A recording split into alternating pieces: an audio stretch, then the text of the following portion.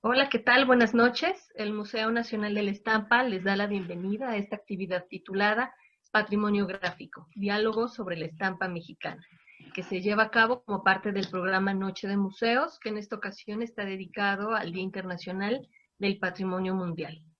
Para platicar sobre el tema, esta noche nos acompañan Erika Contreras y Raúl Cano. Antes de dar inicio a esta charla, me gustaría leer una breve semblanza de cada uno de nuestros invitados. Comienzo por Erika Contreras. Ella estudió artes visuales en la Escuela Nacional de Artes Plásticas, actualmente Facultad de Artes y Diseño de la Universidad Nacional Autónoma de México. Se ha desarrollado en diversos ámbitos del arte, tanto en la producción de obra como en la coordinación de exposiciones. A partir del 2008 y hasta el 2019 colaboró en las áreas de exposiciones del Museo Nacional de Arte, Museo Mural Diego Rivera, del Instituto Nacional de Bellas Artes y en la Coordinación Nacional de Museos y Exposiciones del Instituto Nacional de Antropología e Historia. Actualmente trabaja de manera independiente en fotografía, investigación y curaduría de proyectos expositivos. Gracias por estar aquí. Raúl Cano Monroy nació en Teciutlán, Puebla, en 1986. Es licenciado en Historia del Arte, egresado del Centro de Cultura Casalam, con la tesis de Lo sobrenatural a lo transgresor, exvotos mexicanos del siglo XIX a la actualidad, de la cual se deriva la exposición Favores Insólitos, exvoto contemporáneo, realizada en el Museo Nacional de Culturas Populares en el año 2012, la cual fue pionera en el tema de la paráfrasis y evolución del exvoto mexicano a nivel internacional. Fue curador de la exposición Rosendo Soto 1912-1994 por derecho propio, celebrada en el Museo Mural Diego Rivera durante agosto y noviembre de 2015, considerada la primera revisión acerca de la obra de este autor de la Escuela Mexicana de Pintura. En 2016 coordina la muestra con licencia eclesiástica El impreso religioso mexicano de los siglos XIX y XX, presentada en el Museo Nacional de la Estampa. Dicha exhibición está relacionada con el género del cuadernillo religioso desde el siglo XIX a la década de los 90 del siglo XX. Desde 2012 inicia la investigación documental de la exposición Por un arte al servicio del pueblo, el Frente Nacional de Artes Plásticas 1952-1961, llevada a cabo en el Museo Casa Estudio Diego Rivera y Frida Kahlo entre los meses de marzo y mayo del año 2017. Esta exhibición debe ser considerada la primera revisión expositiva acerca de este colectivo, el más importante en la historia del arte mexicano. Sus más recientes curadurías son No traigo para el camión, alumnos de Tamayo, Rivera y Mérida, en la Escuela Central de Artes Plásticas, ENBA, Academia de San Carlos, 1928-1932, presentada en el Museo Mural Diego Rivera y Rafael Coronel, 1931-2019, Sin Máscara, exhibición organizada como homenaje póstumo a este pintor mexicano, a celebrarse inicialmente en el Jardín Borda de la ciudad de Cuernavaca, a otras ciudades del interior de la República.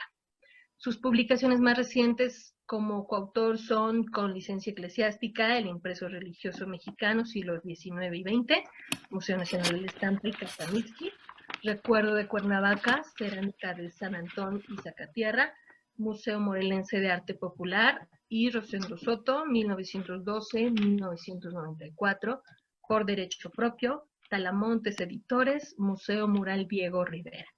Pues les damos la bienvenida a ambos y muchas gracias por estar aquí. Adelante. Hola, muchas gracias por la invitación al Museo Nacional de la Estampa, a su equipo.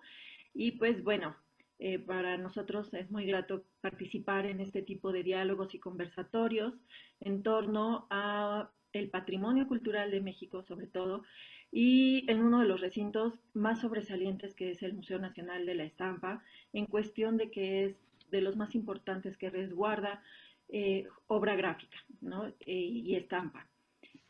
Pues en este mes del patrimonio es importante destacar justo lo que es considerado como obra patrimonial cultural, que es justo lo que le da la identidad a una población, a una nación, a una sociedad. Es lo que hereda del pasado, lo forja en el presente y lo va a heredar a futuras generaciones. Me parece muy importante que siempre se destaca que la gente no, no cuida, no protege y no valora aquello que no conoce. Entonces me parece que una de las más destacadas labores de los museos, y en este caso del Museo Nacional de la Estampa, es justo esto, ¿no? Dialogar con el público, con los artistas, con los creadores, con los coleccionistas, con los curadores y también con el público en general para difundir lo que es esta riqueza que históricamente México, ¿no? Es como muy rico en la producción gráfica y de la estampa. Entonces, pues el patrimonio, no solo hablamos de la colección del MUNAE, me parece también importante hablar del recinto, del edificio en el que alberga el museo su colección y pues este entorno arquitectónico, que es la Plaza de Santa Veracruz, tan importante y tan destacado. Pues no sé si quiere hablar un poco de esto, Raúl, le cedo la palabra y pues vamos dialogando en torno a esto para después meternos un poco más a lo que es la colección y comentar algunas exposiciones que sería un mínimo de todo este abanico que ha realizado de exposiciones y de propuestas el MUNAE. Pues muchas gracias al Museo Nacional de la Estampa por invitarnos a dar este conversatorio. Y como decía Erika, que es hablando del patrimonio en México, pues yo pienso que el patrimonio de la gráfica mexicana es importantísimo. Y gracias a que también tenemos, afortunadamente, porque no en todos los países tienen un museo como el Museo Nacional de la Estampa, dedicado exclusivamente a la difusión del arte gráfico, que no solamente es el típico grabado, sino que está abierto a distintas técnicas, por ejemplo, el huecograbado, la silografía, la serigrafía, por mencionar algunos, y todo esto es digámoslo, es el patrimonio vivo, es un patrimonio vivo que la gente puede ir a ver en las exposiciones. Por ejemplo, estas cuestiones que se han estado haciendo, estos rescates de la difusión de la gráfica como un arte mayor, porque debe ser considerado un arte mayor, porque es un arte que llegó al pueblo. Históricamente siempre la gráfica ha sido la que ha llegado al pueblo.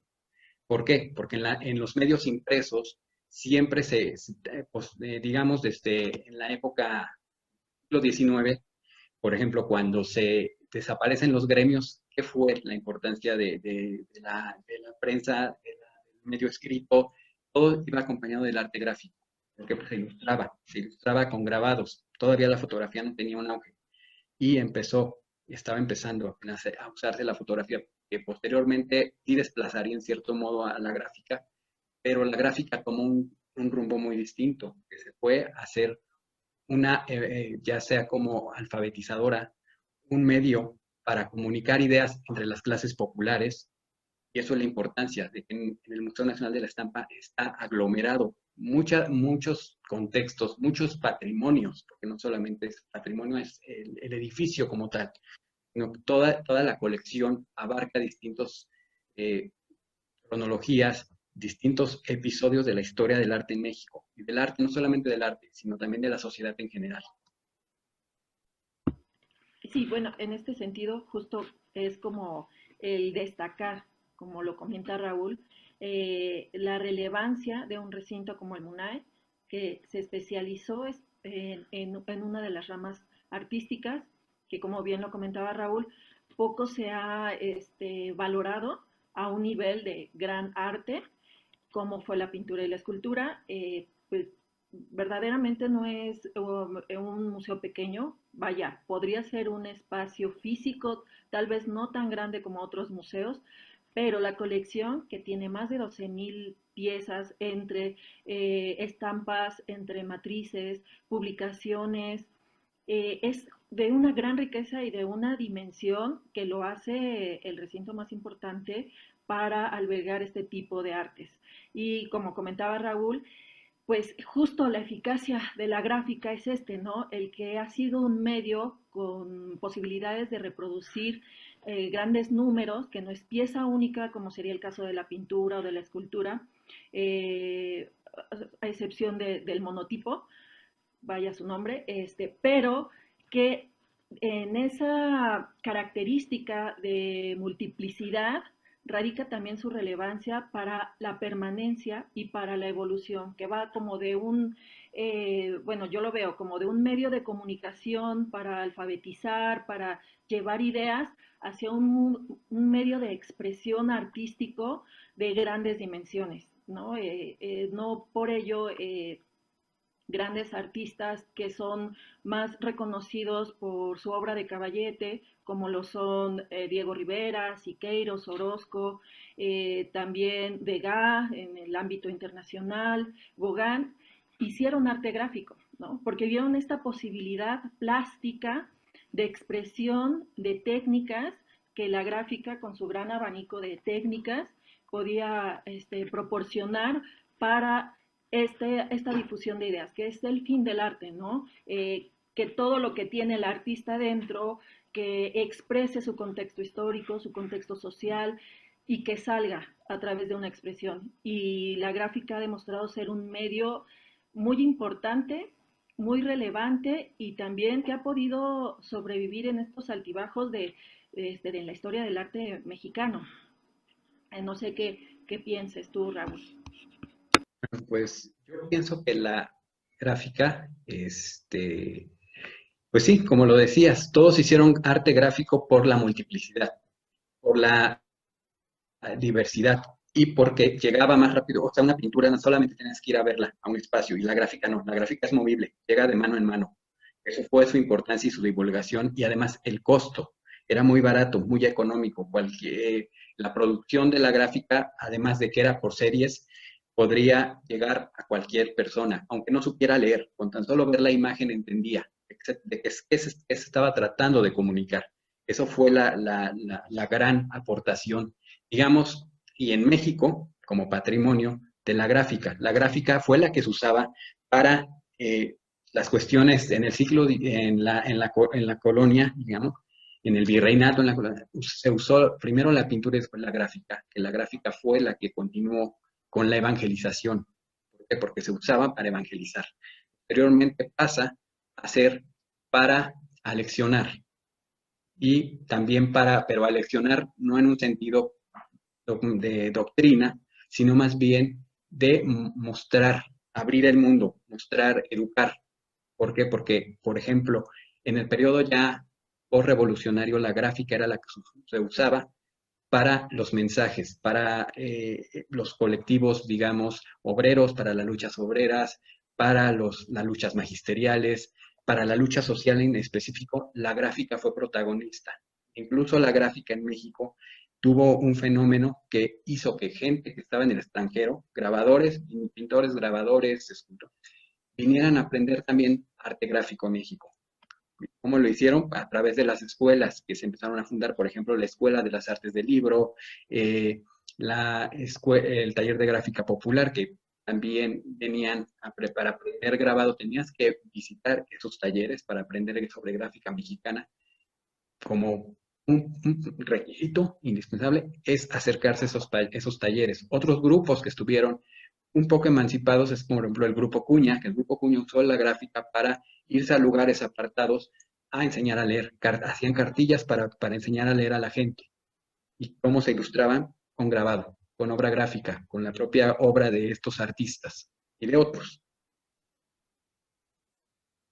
Sí, pues es también como curioso, ¿no? Digamos que, no sé, yo visualizo como la historia del grabado en México, como de la época colonial, que tiene un sentido, como decías, evangelizador, en el cual, pues, justo los indígenas podían leer a través de las imágenes y comprender de qué iba.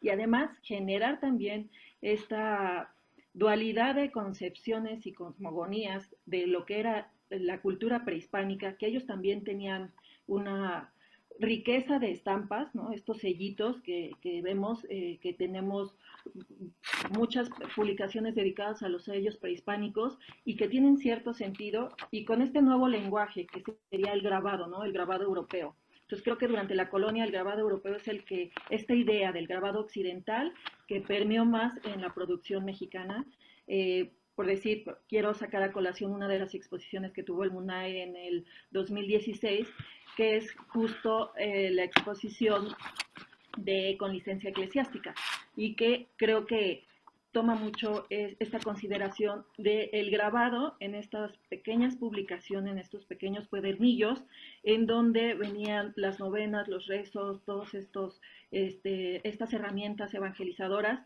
pero acompañadas de las imágenes, de la iconografía religiosa que va a estar presente ya en la vida del mexicano, ya sea indígena, criollo, mestizo, y que se va a heredar hasta lo que sería el siglo XX. Yo a partir del siglo XX, yo creo que sería a partir de la etapa postrevolucionaria, creo que cambia radicalmente, ¿no? Bueno, sí hay un proceso del siglo XIX, mediados del siglo XIX, donde aunque ya se hace caricatura con sátira política y un poco el contexto social, creo que se siguen tomando en cuenta los cánones europeos.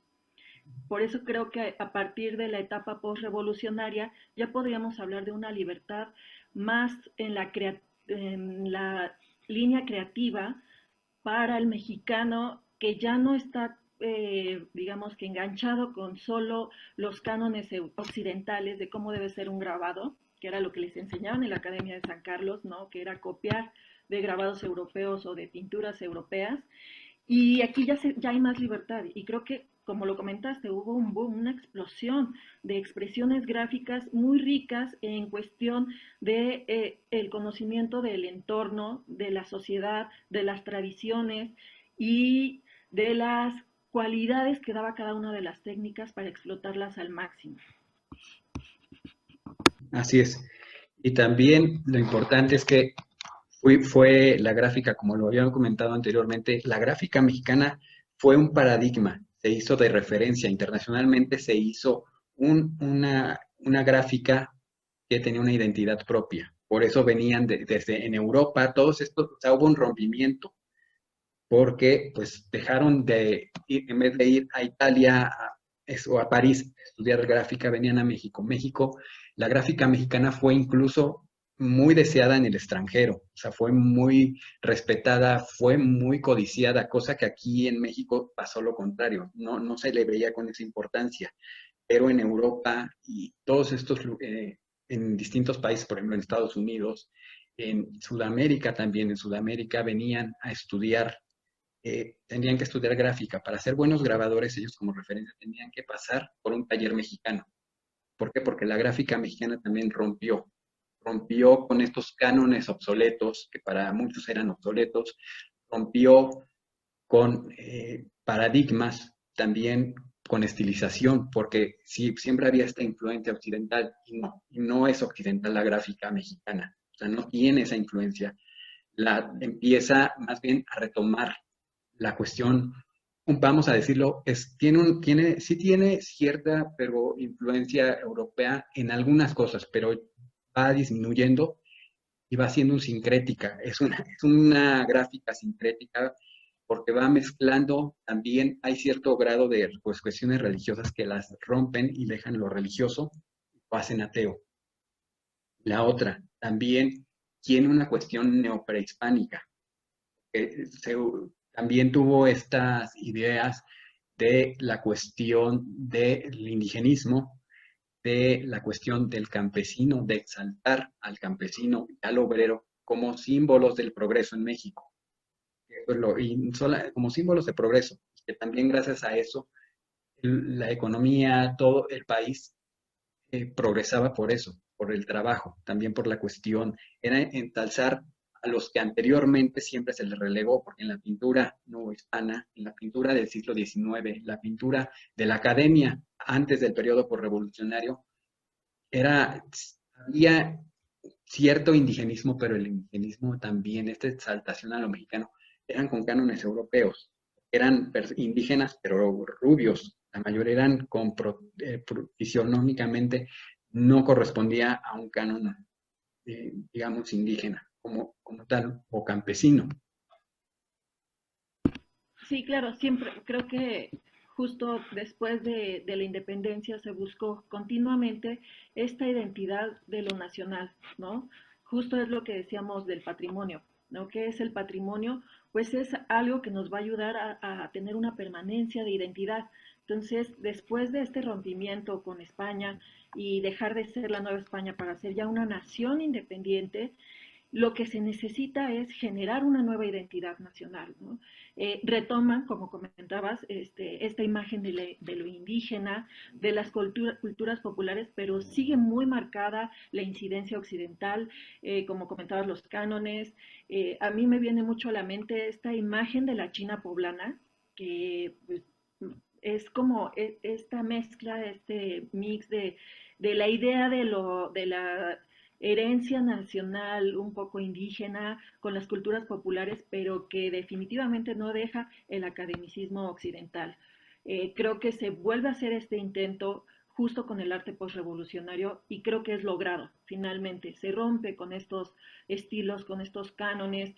Si bien se pueden tener rastros de lo que sería la educación occidental o académica, en cuestión de las técnicas, el estilo es totalmente libre, más expresivo, en el cual los motivos también son diferentes, ¿no? Ya se retoman directamente, también el costumbrismo es diferente. Tú ya ves escenas más de la selva, un poco justo del neoindigenismo, ves escenas cotidianas en el campo, se retoma la idea de los oprimidos, ¿no? De aquel sector que siempre fue oprimido y se eleva, ¿no? Que fue como uno de los principales lineamientos del muralismo y justo de este arte de la escuela mexicana, ¿no?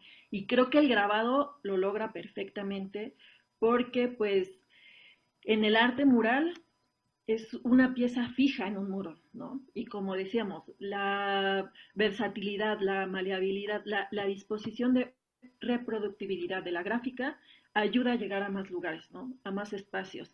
Las ideas creo que tienen un mejor modo de comunicación a través de la gráfica mexicana. Porque la gráfica les dio voz a los que no tenían.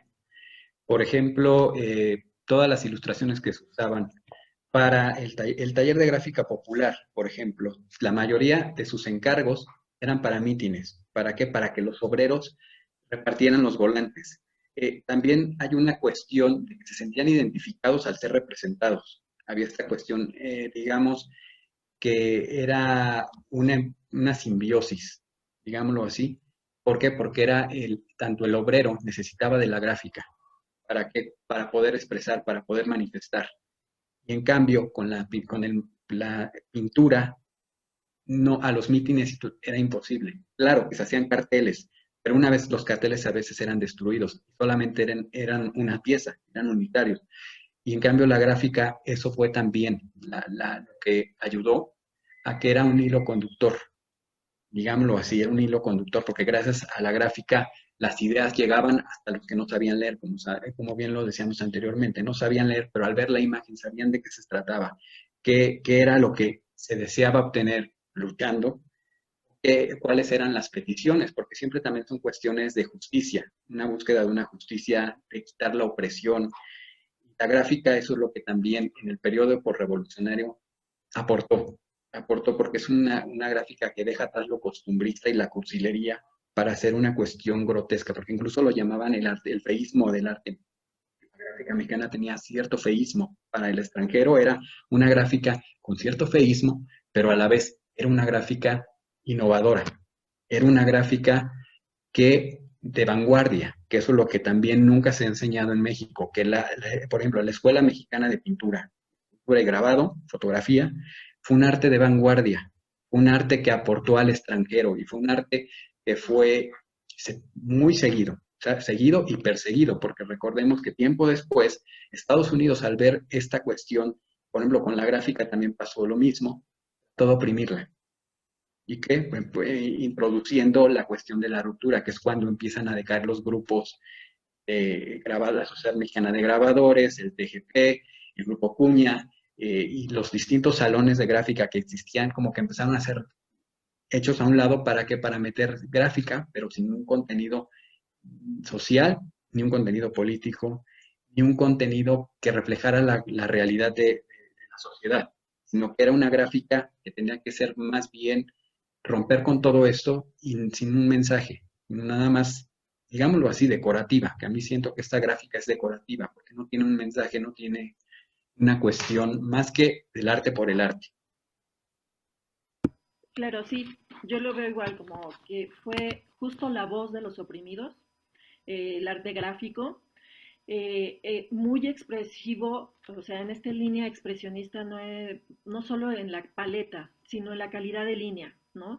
De pronto eran incisiones en la placa o en la matriz, ya sea de madera o de linóleo o de metal, muy marcadas, que daban unos contrastes muy fuertes y que ayudaba justo como a esta idea, ¿no? De darle voz a este grupo, a esta sección, a este sector social que siempre fue el oprimido. Eh, Me parece también oportuno, justo lo que comentas, que justo el arte postrevolucionario como vanguardia generó que los artistas se agruparan para un bien común, ¿no? Y que justo cuando viene la ruptura, que es mediados del siglo XX aproximadamente, pues es que no era conveniente para la política de ese momento estos grupos, ¿no? Que la gente se uniera, que juntaran cerebros y se expresaron en conjunto y que además ayudaban a otros sectores, ¿no? Como decías, era una simbiosis, ayudaban a los obreros, ayudaban a los campesinos y ellos también se identificaban. En la ruptura, pues era justo romper eso. Vemos que hay muchos artistas destacados, también se destacaron en la gráfica, pero ya no hay esta unidad, ya no están estos grupos, estos frentes, ya son más individualistas y generando un arte a lo mejor ya más hacia la introspección como persona aislada, que ya se aleja de los problemas sociales que a la mayoría le atañen, ¿no? Es más una expresión y en el periodo postrevolucionario, que es lo que más existe en la colección del Museo de la Estampa, porque el Museo de la Estampa es heredero de estos grupos. ¿Por qué? Porque tienen su acervo donaciones. También es importante la cuestión de estas donaciones, cómo llegaron a este museo, cómo se funda este museo, que, como lo decíamos en un principio, es el único museo especializado en México de gráfica, porque existen otros museos, pero no tienen acervos. O sea, los museos de gráfica en México existen otros que, que aunque están orientados a la gráfica, su acervo es muy pequeño. Y el Museo de la Estampa es el museo que tiene pues, la cantidad de gráficos, de 12.531 piezas de colección. Y eso también es lo que es importante hablar de esto. Y no solamente la cuestión de la importancia de la gráfica en México, sino que todo este cronología, este recorrido lo tenemos en un espacio, que es el Museo Nacional de la Estampa. Y hay una cuestión también que quiero hablar como anécdota del edificio. El edificio, antes de ser museo, fue una imprenta importante que estuvo activa desde los años 20 del siglo XX hasta los 50, 60, que se llamó Tipografía La Fe, que era una imprenta que se encontraba donde ahora es la taquilla. Ahí estaban las máquinas. Y esta imprenta era, pues, tenía un corte también religioso y hacía de todo tipo de trabajos. Pero sí, allí también hubo una librería y existió una florería, porque recordemos que también allí, en la Plaza de la Santa Veracruz, también fue un mercado de flores, que en la colección del museo hay grabados donde se muestra esta plaza como originalmente era, con las flores. Curiosamente, los grabadores no sabían que años después allí habría un museo de gráfica, pero sí hay mucha representación de la gráfica de la plaza en varias piezas existentes en el acervo del museo. Sí, creo que igual podría ser un referente o que esté ligado esta imprenta que estaba ahí con estos motivos religiosos, porque pues el espacio, para los que no conocen el museo y que los invitamos a que vayan, está flanqueado por lo que sería la parroquia de Santa Veracruz y la iglesia de San Juan de Dios. Justo, pues en la iglesia de San Juan de Dios está a un costado lo que sería el Museo Franz Mayer, que es vecino del Museo Nacional de la Estampa, y antes ahí era un hospital. Tengo entendido que era un hospital en el que se atendía, digamos que a las personas que venían de paso, ¿no? Como viajeros de muy pocos recursos. Posteriormente se atendieron a leprosos.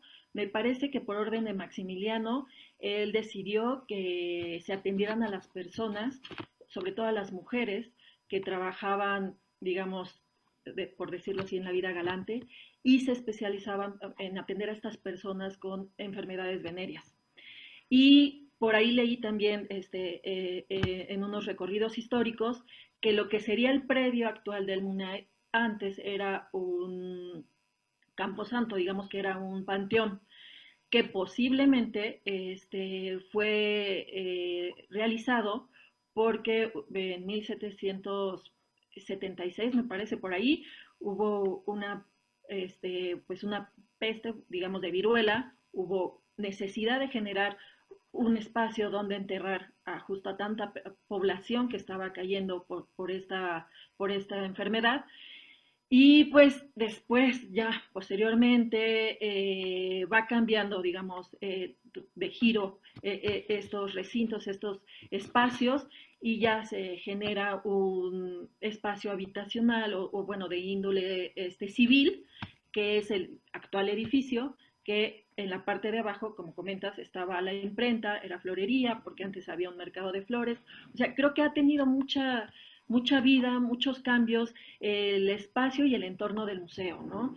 Es muy atinado que ese mismo recinto que haya tenido una imprenta, ahora sea el Museo Nacional de la Estampa. Entonces creo que también la labor de divulgación, que es un espacio generador de ideas y de procesos y de divulgación, sea pues evidenciado también por artistas internacionales que han tenido ahí sus exposiciones, que como comentas han venido a México, seguramente se han enamorado del país, pero se han enamorado mucho más de la gráfica mexicana, ¿no? De estos maestros, de estas técnicas, de este modo de ver el arte gráfico que es bien diferente a otras latitudes.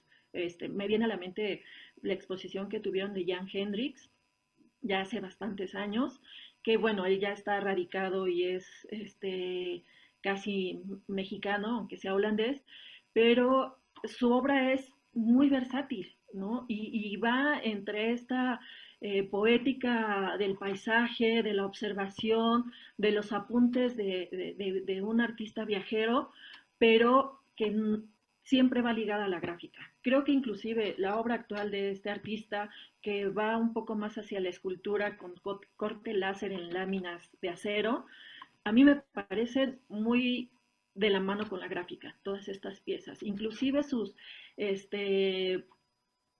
trabajos que hace con arquitectura.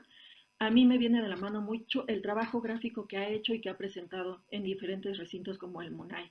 Entonces creo que esta labor de difusión, de revalorar también, en el caso de muchas exposiciones, es retomar de este acervo de más de 12,000 piezas, géneros y artistas que a lo mejor no han sido tan vistos, que no se han renombrado porque siempre están acaparando los nombres de los grabadores clásicos, ¿no? Y creo que la labor del museo, de sus investigadores, de sus directores, de sus subdirectores, de todo el equipo y de los investigadores y curadores invitados ha sido realmente enriquecedora y ha levantado muchísimo el nivel del que se tenía la gráfica como un arte popular a lo que sería un arte real a la par de la pintura, del arte de caballete, de la escultura. No sé qué comentarios también quieras agregar tú. Bueno, pues yo pienso también la importancia de la colección del museo como patrimonio es que, por ejemplo, hay obra de estos artistas estadounidenses, existe en la colección del Museo Nacional de la Estampa varios ejemplos, que es curioso porque eran estos alumnos que se volvían alumnos, se nacionalizaban algunos mexicanos, otros regresaban a Estados Unidos, pero tenían su formación en la Escuela de las Artes del Libro. Recordemos esta escuela de Francisco Díaz de León para, pues, digamos que fue un baluarte para estos artistas, porque algunos eran principiantes, eran obreros que venían a estudiar a México, arte gráfico, o sea, estudiar grabado, y lo hacían con estos profesores. Y, por ejemplo, también está Robert Mallory, que es uno que recuerdo que está en la colección del museo. Y él era estadounidense, pero también está ahí en la colección del museo, existe también obra de Helen O'Gorman, la mujer de O'Gorman, que también ella estudió en esa escuela y ella también aprendió el grabado mediante, aquí en México. Ella, a pesar de que era de formación pintora, en México, en la Escuela de las Artes del Libro, tuvo una formación, digamos, de manera más profesional. Y también está, recuerdo a otra, pero estos eran españoles, que, bueno, sí eran españoles, pero por ejemplo Rodríguez Luna, Antonio Rodríguez Luna, que también acabó viviendo en México, y de Robert Mallory y de Helen O'Gorman. Mira, yo desconocía la de Helen O'Gorman. Sí, reconozco también a mujeres artistas que vinieron, justo Elizabeth Catlett, que me parece que vino becada para aprender la labor gráfica en el taller de gráfica popular, ¿no? Que es de estas artistas que se enamora de México, se enamora de la gráfica mexicana y termina recibiendo la nacionalidad mexicana. Pues también está Pablo Higgins, que aunque él no vino directamente a la gráfica, él llegó a través del muralismo de Diego Rivera, pues se convirtió en uno de los principales personajes relevantes del taller de la gráfica popular, con, pues, con una gran calidad en su trabajo. A mí me parecen sumamente expresivos sus grabados y el trabajar la litografía, que a mí en lo particular me parece una de las técnicas pues que tienen que ser como muy, muy precisas, aunque en sí el grabado y la tarea de la estampa requiere mucha maestría, ¿no? Un gran conocimiento del dibujo, porque creo que algunas personas podrían pensar que es fácil hacer un grabado. Yo creo que se tiene que tener una gran maestría en el dibujo para poder plasmarlo en una matriz, en una placa, y también un gran conocimiento de los materiales, porque una vez que se hace la obra en la placa, en la matriz, el entintarlo, el quitar los excesos, el saber qué papel conviene para mejor para la obra impresa, inclusive la presión del tórculo, creo que todo eso habla de grandes artistas conocedores de, de la gráfica, de la técnica, y que bueno, me salí un poco del tema, yo lo veo en grandes artistas, entre ellos a Pablo Higgins, que llegó de Estados Unidos y que ha sido un gran artista para la gráfica. También, pues, sí, se me fue el nombre de otra artista norteamericana que también fue asistente de Diego Rivera y que hizo serigrafías, muchas serigrafías. Está María Greenwood. No, ellas son las hermanas. Ellas son las muralistas. Las muralistas. No es Emily Lou Parker, no, porque es Emily Lou Parker. Ajá, sí, fue Emily Lou Parker. Emily Lou Parker. Que también creo, me parece que tiene el Museo de la Estampa acervo de ella y que también tiene un manejo del color en las serigrafías muy rico, ¿no? Entonces sí son de estos artistas que llegan, hacen obra, trabajan la gráfica en México y que ayudan a enriquecer justo el acervo que tiene el MUNAE. También el MUNAE tiene en su acervo la historia también periférica. ¿Y por qué digo periférica? Porque son grupos que nunca se han estudiado, que siempre han estado a la deriva, que no se les menciona ni en hemerografías del arte mexicano, del arte gráfico mexicano.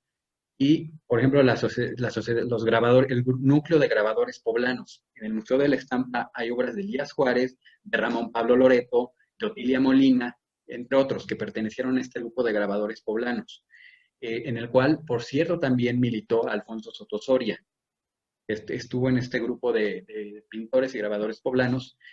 Alfonso Sotosoria, que después sería un museógrafo, pero la importancia también de este acervo, que es un patrimonio, es que guarda también las escuelas al interior del país. Por ejemplo, la Escuela de Artes de Chiapas, también hay obra de Ramiro Jiménez Pozo, está de Franco Lázaro Gómez, está obra también de Máximo Prado. Por ejemplo, estos son los artistas que recuerdo que están en la colección. Y también del Grupo Cuña, por ejemplo, hay obra de Valeriano Maldonado, hay obra de Jorge Corona, hay obra de una grabadora, pintora y grabadora que está también olvidada, que se llama Gloria Iris Ayala. Gloria Iris Ayala ya pertenece a la generación de la ruptura. Fue compañera de Rafael Coronel, de Francisco Corsas, pero ella fue famosa en su época por ser la mejor retratista. Y en el Museo de la Estampa hay un retrato, una obra de una mujer, pero es obra gráfica. Otra de los artistas que están en este museo y que también merecen ser recordados es Gustavo Sabín, es Everardo Ramírez, que Everardo Ramírez para mí es uno de los mejores grabadores y que también nunca se le ha hecho una exposición, homenaje, que es curioso. Está también obra de Ángeles Garduño, que Ángeles Garduño también fue una de las grabadoras famosas en esa época, Paulina Trejo, que tenía una relación familiar con Amador Lugo, era la cuñada de Amador Lugo, que Amador Lugo también hay en la colección del museo, y de este tipo de artistas hay ejemplos, hay muchos ejemplos en la colección del MUNAE, que pues se han hecho varios intentos por ir poco a poco sacando esta colección, porque lo importante es que son las joyas de la corona. No es tanto que te traigan una exposición internacional del grabador no, no, no. Lo importante es que allí en este museo hay una colección que merece ser vista, revista y revisitada una y otra vez. ¿Por qué? Porque da para mucho. Estas 12.531 piezas eh, sirven para distintas lecturas, distintas exposiciones. No solamente estos artistas que, como mencionabas anteriormente, Erika, que se conocen los famosos, por ejemplo, Leopoldo Méndez, que de Leopoldo Méndez hay muchísima obra también. Leopoldo Méndez también, pues es uno de los grabadores más importantes, es el mejor, considerado el mejor grabador de México. Pero lo importante es que no solamente hay de más. De Francisco Dos Amantes, por ejemplo, que Francisco Dos Amantes, hay obra de Javier Guerrero, que Javier Guerrero es muy escasa su obra porque él al morir regaló su obra, o sea, dispersó. No hay obra de él y los pocos ejemplos que se tienen están en la colección del museo también. Eh, Están las ilustraciones para el machete. Vemos que el machete también es imposible ahorita encontrarlo. No se conoce más que una sola colección completa en Puebla, una biblioteca en Puebla, pero las actrices, digamos, y la obra gráfica que se usó para ilustrar esas hojas, ese periódico, se encuentran varios aquí en la colección del museo. Otra de las también importantes es que también hay obra de otros grabadores que desgraciadamente no llegaron. ¿Por qué? Porque murieron muy jóvenes o pues dejaron la gráfica para dedicarse a otra cosa. Desgraciadamente sus circunstancias no les permitió hacer otra cosa o pues y dejaron, pero ahí está el testimonio de su paso por el arte gráfico. Un ejemplo de ellos es Gilberto Larios, que fue un grabador que desgraciadamente pues su obra está en el limbo. Y también una de las grabadoras que también, pues bueno, que también merece la pena, que ojalá que algún día es lo que existe de Angelina Beloff, grabadora, que no se ha hecho una exposición de grabado. Otra, solamente de su obra gráfica y de ilustración, porque recordemos que ella vivía más de ilustración. Otra de las grabadoras olvidadas es Vita Castro. Vita Castro, que es una de las grabadoras que fue muy importante y la que también, que todavía nos queda y que cumplió hace unos días 99 años es Susana Neve. Susana Neve todavía nos queda, que es la última de esa generación, de toda la Sociedad Mexicana de Grabadores, de estos grupos. Susana Neve es la única que queda, y bueno, y también Jorge Tobar. Ellos dos son los que quedan. Jorge Tobar y Susana Neves son los de esa generación, son los únicos que todavía nos quedan. Sí, creo que es, bueno, como comentas, ¿no? Es una riqueza inmensa la de temas la de artistas que hay en el acervo del MUNAE. Eh, Creo que van paso a paso logrando reactivar algunas de las personalidades de la gráfica, algunos de los, también de los temas, por decir, la exposición que tuvieron apenas de las mujeres en la gráfica de la colección del MUNAE. A mí me pareció muy importante justo esta exposición que generó el MUNAE y que además la hizo justo justo en el mes del Día Internacional de las Mujeres, o sea que iba perfectamente encajaba, fue buscada para ese momento y que retoma obras de Vita Castro, de Elizabeth Catlett, de Angelina Beloff, que sí se han hecho exposiciones retrospectivas de ella, pero es de obra en general, y creo que sí es muy importante retomarla como grabadora. Era excepcional en el grabado, tenía una sutileza, un encanto, y también como algunas de sus piezas se me hacen muy nostálgicas, pero hermosas, ¿no? O sea, creo que eran muy bien logradas sus piezas de Angelina Beloff. También en esa exposición tuvieron obra de Helen Escobedo, que yo a ella la conocía más por sus esculturas, por su obra escultórica, y de Celia Calderón, que me parece también una de las artistas que si bien se le reconoce más por su obra de caballete, su obra gráfica es impresionante. Lo bonito de esta exposición de mujeres en la gráfica de la colección del MUNAE era que no solo eran artistas de la colección, no eran solo mujeres grabadoras, sino también la selección de las obras eran mujeres retratadas por mujeres, ¿no?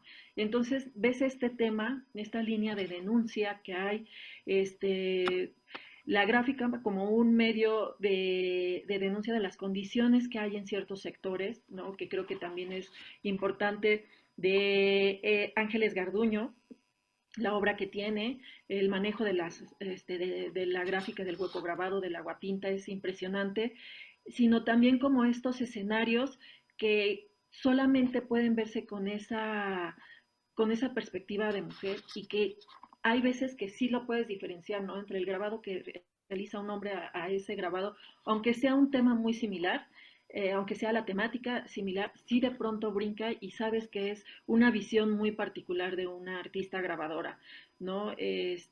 También, pues estaba Vita Castro, a mí me encantan estas vistas urbanas que hace de Reforma, de alguna de las fuentes de la Alameda. Son muy exquisitas esos grabados de Vita Castro. Entonces creo que la labor que tiene el MUNAE es amplia, es larga, falta mucho por recorrer, pero creo que sí ha sido destacada, ¿no? Creo que en estos más de 30 años, desde que abrieron puertas, que inauguraron en 1986, ha ido elevando esta proyección de la gráfica, del arte gráfico mexicano en su colección, y creo que ha logrado unos pasos muy importantes de dónde va a posicionar la gráfica en el arte mexicano. También los rescates que ha hecho últimamente. El Museo de la Estampa ha tenido altas y bajas en estos 30 años, como todo, como en todo, hay altas y bajas. Hay veces que no sabes qué exposición hay. Hubo periodos en los cuales pensaba, mucha gente, incluido yo, que era un estudiante en esas épocas, no sabía qué exposiciones había. Hubo una especie como de olvido. Como es un museo de gráfica, pues no. Pero desde hace 10 años hasta ahora ha tenido como un nuevo brío,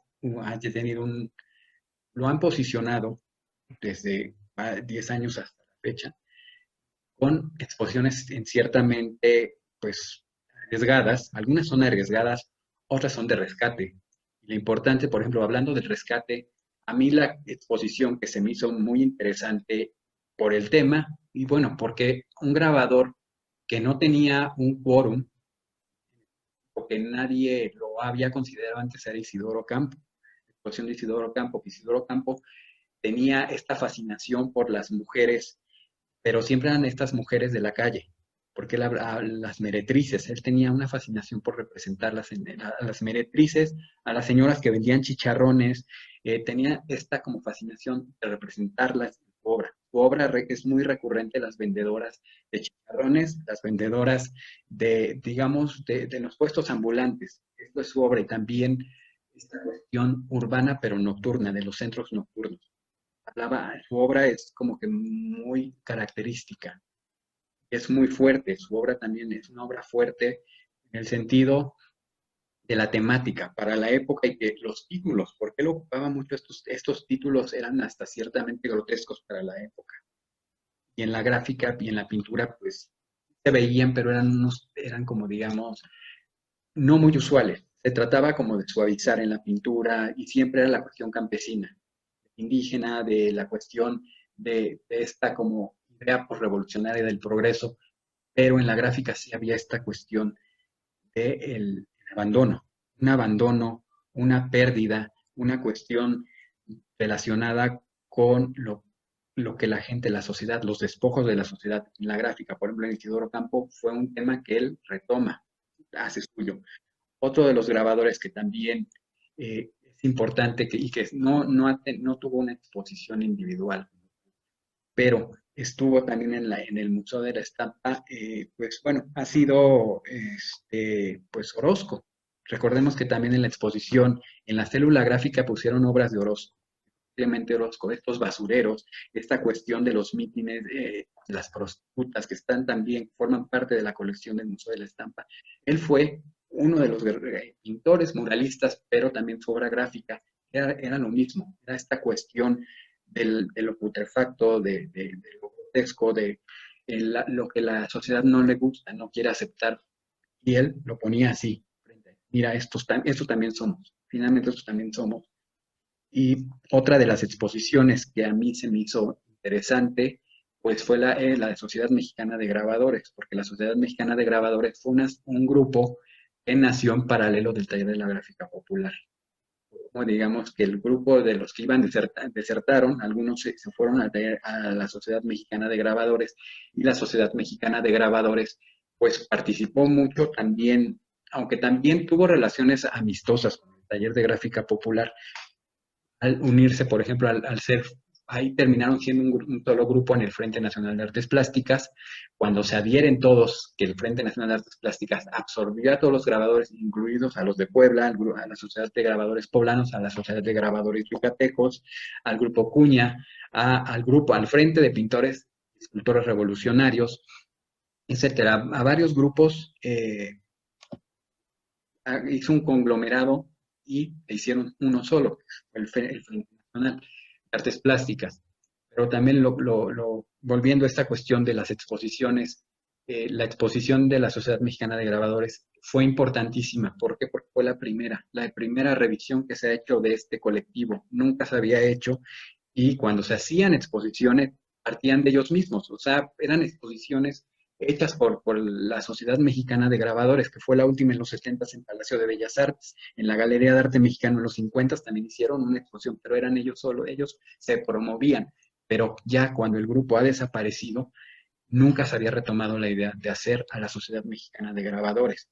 Que eso también sería un parteaguas, que en el Museo Nacional de la Estampa se estén dando este tipo de proyectos, este tipo de exposiciones, y no solamente, como decía anteriormente, hacer una exposición de estas itinerantes que traen gráfica, viene del extranjero, vamos a darle la bienvenida al museo. No, no, que el propio museo se está arriesgando, está creando propuestas.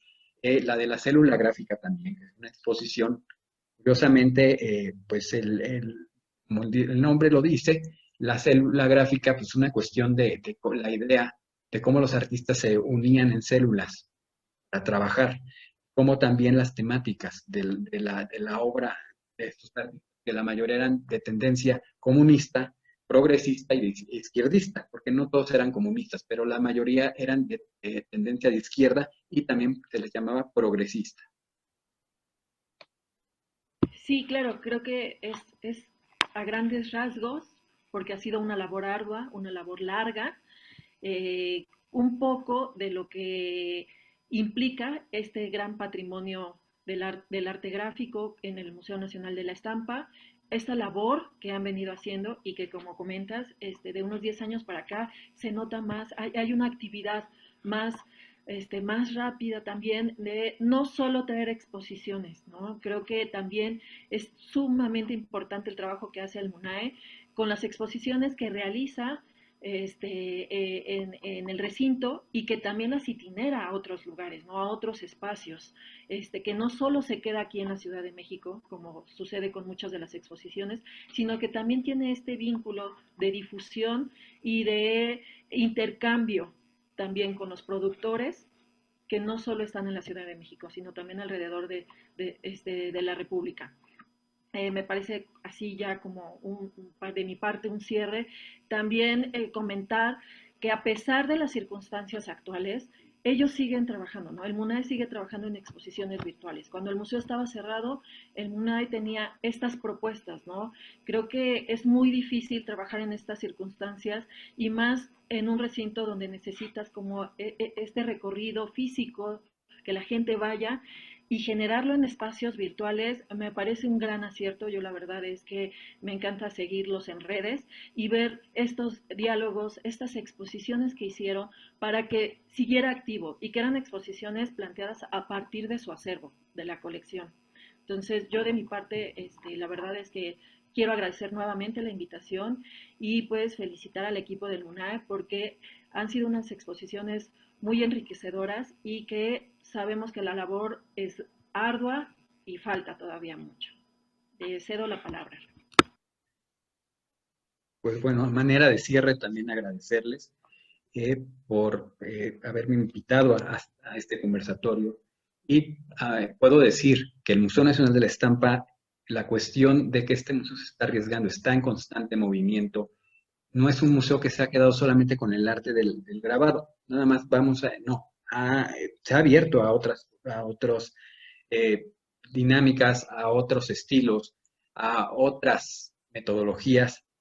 Por ejemplo, también incluido, han hecho exposiciones últimamente con risografía, que la risografía también es un medio el cual siempre también ha estado relegado. ¿Por qué? Porque es como, pues, es mecánico, es una máquina. O sea, allí también haces múltiples, pero no tienen el valor para muchos no tiene esta cuestión de la obra gráfica, o sea, el grabado, una pieza impresa expresamente para hacer una obra de arte o para, como dijimos anteriormente, para comunicar un mensaje o ser una cuestión visual, sino que también siempre se le tuvo de lado. Y afortunadamente ahora este tipo, por ejemplo, yo menciono este procedimiento que es la risografía, porque nunca se le había tenido considerado como una de las artes gráficas también importante. La risografía actualmente está en boga, muchas ediciones se están haciendo en risografía.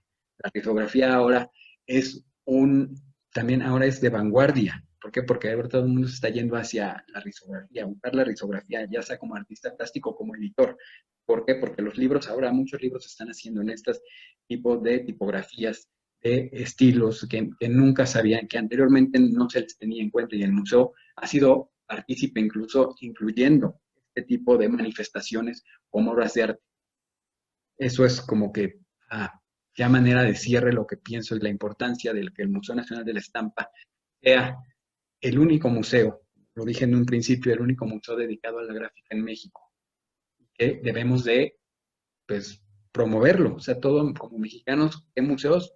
De Bellas Artes, vete al Museo de la Estampa también, porque en el Museo de la Estampa vas a encontrar cosas que incluso no sabes, porque mucha gente vamos que no sabemos mucho de la cuestión gráfica, que no, y llegamos ahí, aprendemos, o sea, vemos y órale, no sabía que esto también formaba parte de la historia del arte gráfico en nuestro país. Era decirle, esto es lo que pienso. Muchas gracias.